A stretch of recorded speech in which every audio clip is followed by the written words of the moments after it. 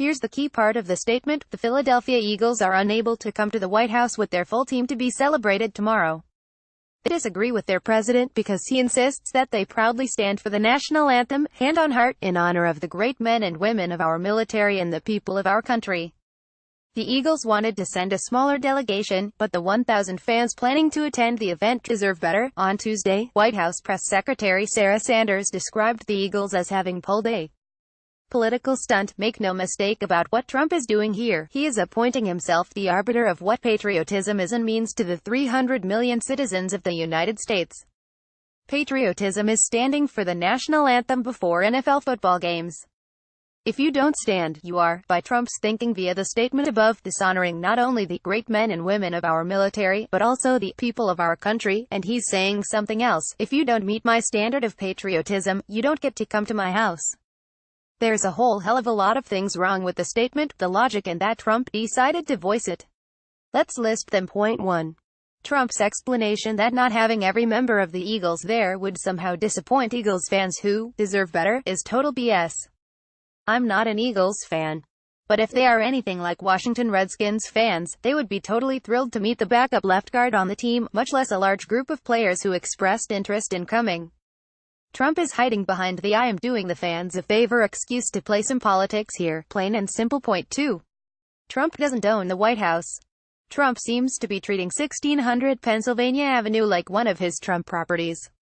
If only you had done things the way I wanted them done, then maybe you could be reclining in one of my 5-star hotels right now, or playing golf at one of my award-winning courses. That is how Trump thinks. Now, all presidents understand that an invitation to the White House is a big deal. Democratic and Republican presidents have used the White House as a way to woo wavering legislators, reward major donors, and impress foreign diplomats. But the idea that people can be disinvited because they don't act the way you want them to in a certain situation is new ground. This is pick up my ball and go home type of stuff. Point 3. Trump's definition of patriotism is very, very narrow. By the definition offered in his statement tonight, patriotism for Donald Trump is standing proudly for the national anthem, with your hand on your heart. Doing anything else is disrespectful, not only to Trump but to the military and to the country as a whole.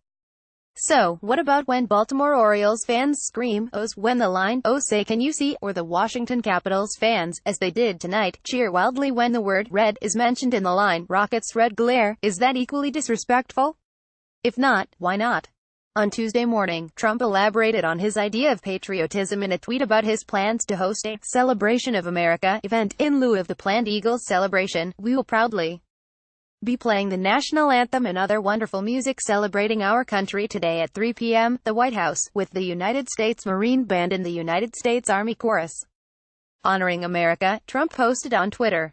NFL, no escaping to locker rooms, he added, referring to the NFL's new policy that allows players to wait off the field during the anthem. Point 4. Trump thinks patriotism must equal unwavering loyalty to his view of the national anthem.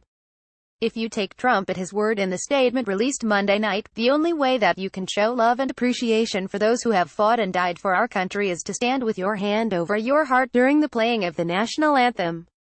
That's it. That's the only route. Take a step back. What are Americans fighting and dying in foreign countries fighting and dying for, if not the right of free expression, of the freedom to speak your mind without fear?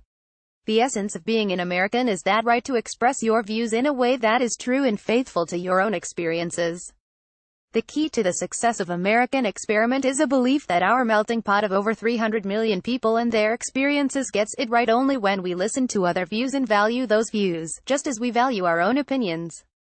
Insistence on adherence to one idea of what it means to honor our country, and its military men and women, isn't in keeping with that credo. It's the opposite of it.